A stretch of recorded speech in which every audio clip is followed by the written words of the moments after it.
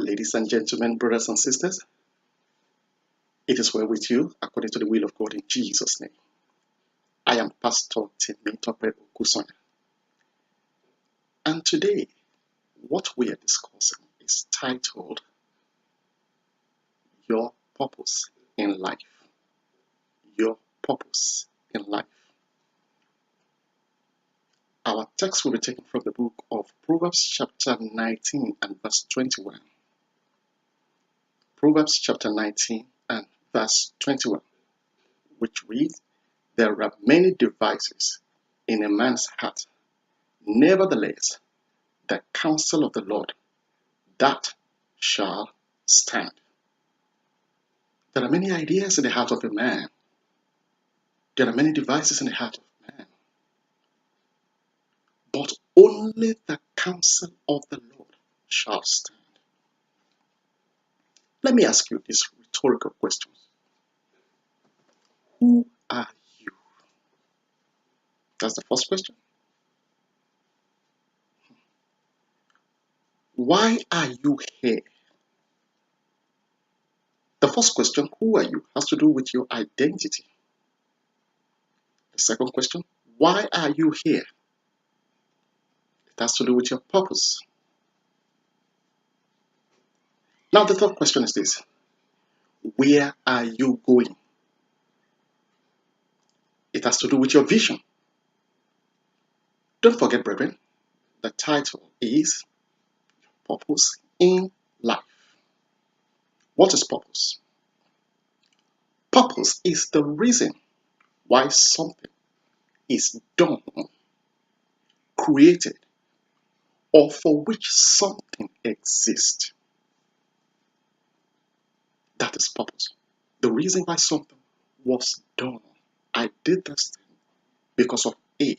I went there because of B. Purpose. Now, purpose cannot be fully realized without destination. Why am I here?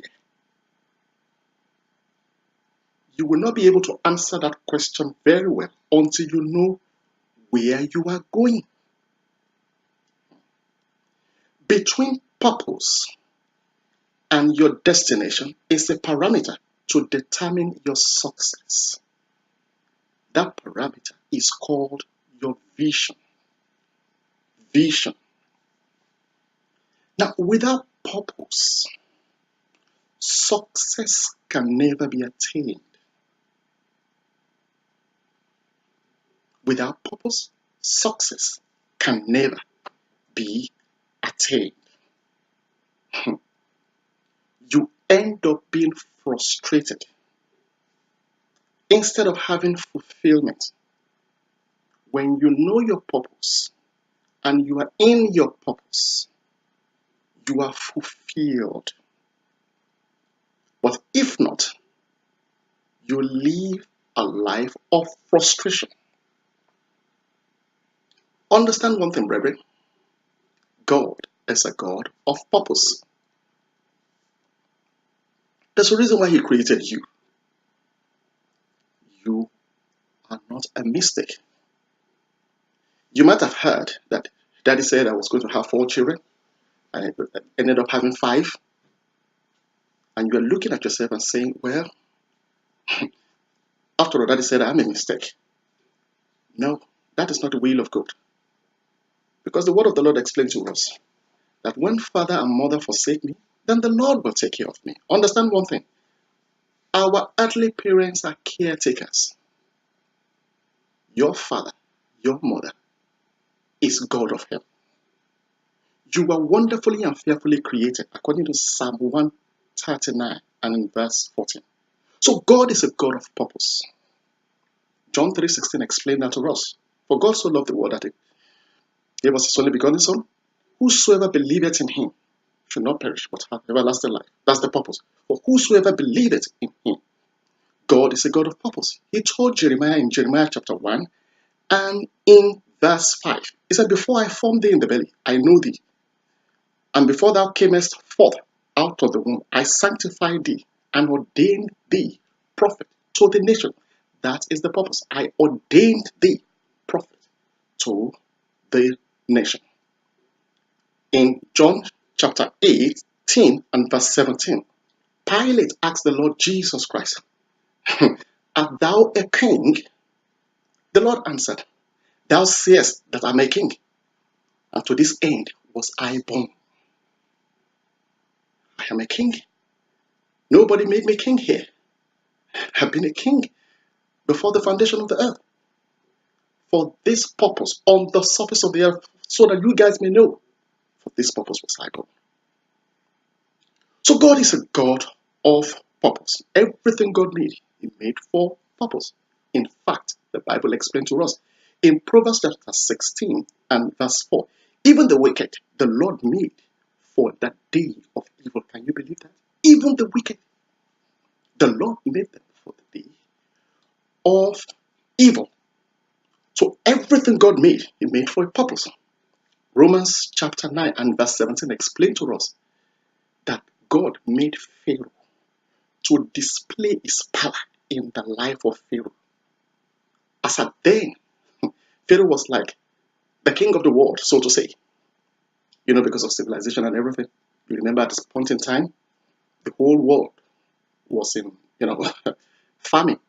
And then only Egypt had something to sell to everybody. So you can imagine the kind of power he would wield. So Pharaoh, the Lord said He made Pharaoh to display His power, His glory, His power in the life of Pharaoh. So there's a purpose for everything. But unfortunately, some people never discover God's purpose for their lives. Now, this is very, very unfortunate. Hosea chapter 4, verse 6, my people perish for lack of knowledge. Now, what knowledge are we talking about here? We're talking about the knowledge of the Word of God. When you have this right knowledge, you discover as quickly as possible what is the reason why God created you, the reason why you came here, the reason why you were born in your country and not born in another country. You know exactly what God wants you to do. So the big question now is this: how do I discover my purpose? Understand one thing. For you to discover about a product, the best thing for you to do is to go to the manufacturer. You are a product of the living God.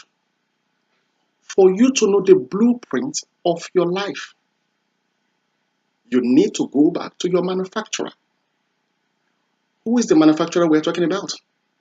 The God of heaven.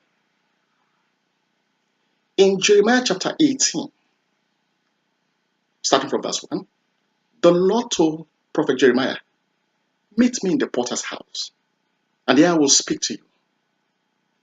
And Jeremiah went to the potter's house. When he got there, he saw the potter. He was trying to make something with the clay.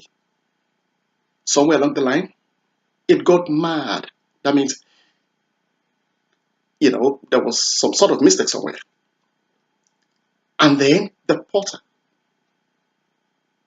decided to use the clay again to make something else. God is the potter. You are the clay. For you to understand what God has got in stock for you, the best thing for you to do is to go back to Him. Brethren, you don't determine what you do in life. No. The product cannot determine which market you should take him to, or you should take the product to. No, the product cannot determine that.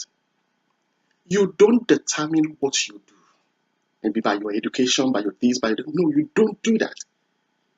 You discover your purpose on the surface of the earth. You discover your purpose. And how can you discover it? Through the Lord, you go to your manufacturer. Take, for instance, what the Lord told the children of Israel. In the book of Exodus chapter 23 and in verse 20. Exodus chapter 23 and in verse 20. He said, behold, I send an angel before thee to keep thee in the way and to bring thee into the place which I have prepared. I send an angel before thee. That angel will lead you and bring you to the place which I have prepared. For who? For you. You don't know the way in the wilderness, my brother. Life is a journey. You don't know the way. So you need to go back to the manufacturer to lead you. The angel of the living God will lead you to the place where he has prepared for you. There's something the Lord has prepared for your life. When you go back to him, he will give you the blueprint. And then you will continue your journey. And such journey can be very, very fruitful. No matter your age, it's not too late for you to go back to the manufacturer to determine your purpose on the surface of the earth. Now, how the Lord can help you through dreams. He can minister to you through dreams. Through that, you will get your purpose on the surface of the earth. He can even send a man of God unto you to tell you, this is my plan for your life. Remember the case of Saul of Tarsus on the way to Damascus. The Lord met him. The Lord spoke to him. The same Lord told Ananias the purpose of bringing Saul into the ministry. So the Lord can minister to you through men of God, women of God, and they will help you. Which other way can you discover your purpose? You can discover your purpose through your gifts. Bible explains to us in the book of Proverbs chapter 18 and verse 16. A man's gift maketh room for him. A man's gift maketh room for him and bring him before great men. There's something the Lord has deposited into the life of every man on the surface of the earth. It's called your gifts. It's called your talents. It's hidden inside of you. Proverbs 25 verse 2 explains, it is the glory of God to conceal a thing. It is the honor of kings to search out a matter. You need to discover what your gifts are.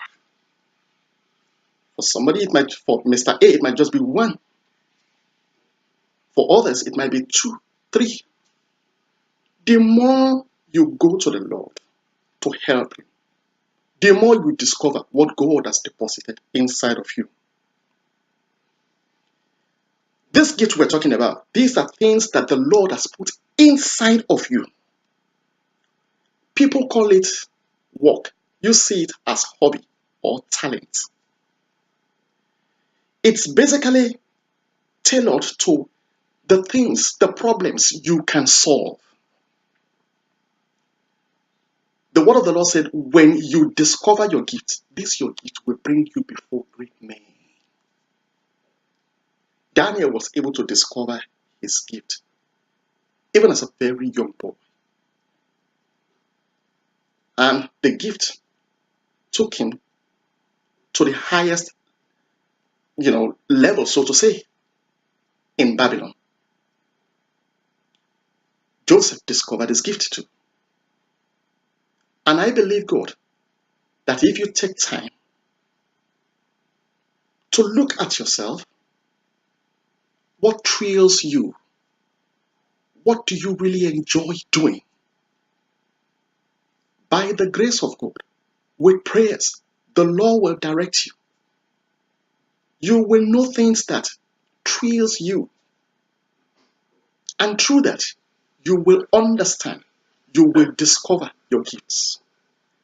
And as you discover your gifts, you now stay where the Lord asks you to stay. Brethren, understand one thing.